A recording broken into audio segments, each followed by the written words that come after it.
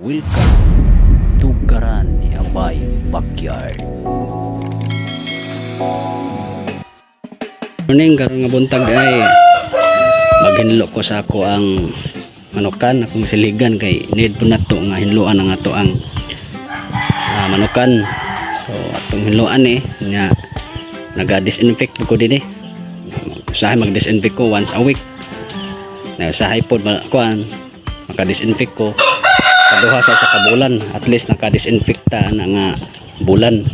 So atong hinluan karon Dili pa ko dugay naabot gikan sa Davao mga katukaran, kining tirada na ko ning buntaga, akong hinluan, akong silhigan ng akong mga manukan. Kita na ko mga katukaran medyo salanggubot na man atong hinluan karon mga katukaran, unya ato pong dauban ng mga sagbot nga ato natapok. Dira kanunay akong kalingawan diri sa akong manukan mga katukaran, kung naay makita na ko nga hinluan, ako ginang hinluan. Pagpamuhig mga manok mga katukaran makalingaw gyud. Usahay pod mag-uol buta og magkasakit ang atong mga alaga. Pinakadabis nga sekreto mga katukaran para maiwas sa sakit-sakit ang atong mga alaga ato gyung hinluan ng ilang mga kulungan. Sige na to kalimtan mga katukaran at pag-disinfect matag kulungan sa atong mga alagang manok. Agin ako sa pag-disinfect sa ako ang mga kulungan sa akong mga alaga mga katukaran, simple ra kaayo. Akong gamit Sunrox ra mga katukaran o chlorine. So, lang na ihalo sa tubig mga katukaran ang atong spray sa atong matag kulungan sa atong mga alagang manok. Isip usa ka chicken farmer mga katukaran, ato yung responsibilidad ang pag-alaga sa atong mga manok. Sa tinod lang mga katukaran, kung dili na to alagaan sila, dili pud sila mobalo sa ato. Tungod nila mga katukaran naka-income ta, ug dako silang tabang sa to. Ang ato gyung i-priority ang ilang kalusugan mga katukaran. Tihan ko kamo mga katukaran ang pamuhi na ko nga ng mga klaseng manok, mga giant o mga native nga manok, dako gyud katabang og ambag sa ako. Dili lang kana mga katukaran kaysa nganing pamaagi dinig gyud na lingaw. Kay pasyon po nako pagpamuhi og mga manok, labi na nga mga higanti nga manok. May trabaho ko sa Manila mga katukaran, nagresign ko og niuli ko sa probinsya ka mas gipili na ko nga ingani nga panginabuhian. O din mga katukaran nalingaw ko nga lipay ko. Nya hilig gyud po kog pangbuhi-buhi mga katukaran og pananom-tanom. Kaluoy sa Ginoo mga katukaran, gi-bless jud pod sa Ginoo ang akong ginagmay panginabuhian diri sa bukid. Kung nanggingon mga katukaran og unahon na lang tong Ginoo,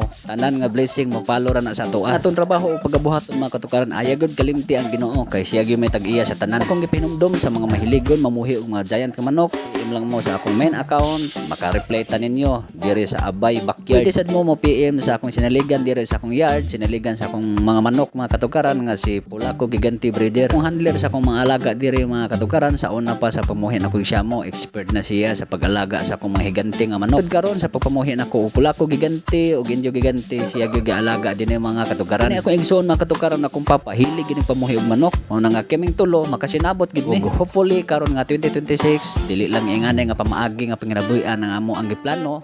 Unta ang Ginoo mag-bless na mo kay mo expand pa mi, among gi-expand ang amo ang panahuna nga napay laing panginabuhian nga amo ang kaabalahan karon nga tuig. Sa bukid mga katukaran ni amatas probinsya atong gamito ng ato ang mga nahuna ug kaalam maghatag sa Ginoo kung saon nato pagpanginabuhi nga kana maka-income ta, makabuhi ta sa atong pamilya. Kung ato lang palapnagan ang atong panahuna, dili ato ituldok kay maingon ang uban niya ta sa bukid, maglisod ta sa atong panginabuhian diri sa tinuod lang swerte ta nga nasa bukid.